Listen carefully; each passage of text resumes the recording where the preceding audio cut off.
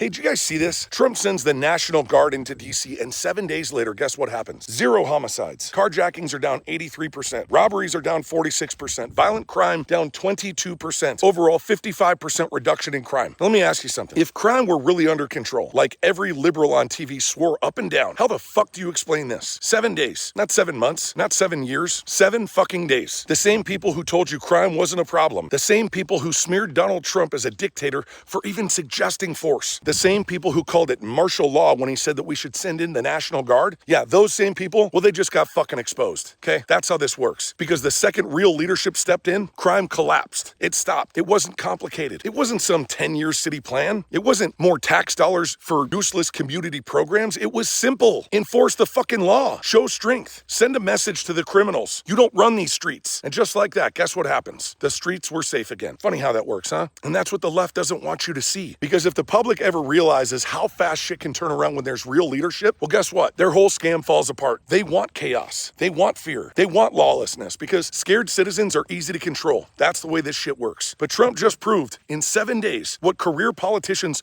couldn't do in 7 years. That's not just a coincidence. That's leadership. And if you still think this man is the problem, well, you're either blind or you're in on the scam. 7 days, okay? And that exposed the entire scam. Because if crime wasn't a problem like the left swore that it wasn't, why did it vanish the second that Trump put boots on the ground? Tell me that. Here's why. The chaos was never about crime. It was about power. They'd rather let people suffer in violent streets than admit Trump was right. The media smeared him as a dictator, said he was calling for martial law. But guess what? Order was restored. Families were safe. Businesses were saved. And people could walk their own neighborhoods again. Like, what the fuck is wrong with people? Why do you not understand that he's doing what needs to be done? And it scares the hell out of the left because it proves just how weak their leadership is. It never had to come to this. And I'll tell you something else. This never had to become a problem in the first place. Because a society of strong masculine men never would have allowed that chaos. And that's why they came after us first. Because they knew if men stood tall, united, unafraid, their whole house of cards would crumble. And if you're sick of the lies and the weakness, and if you want to join a brotherhood of like-minded men who are fed up with the left's bullshit, a group of dudes committed to leveling up and to restoring masculine roles in our homes, in our communities, in our great American nation, then come join us, brother. The link is in my bio or it's in my profile, depending on how you're watching this.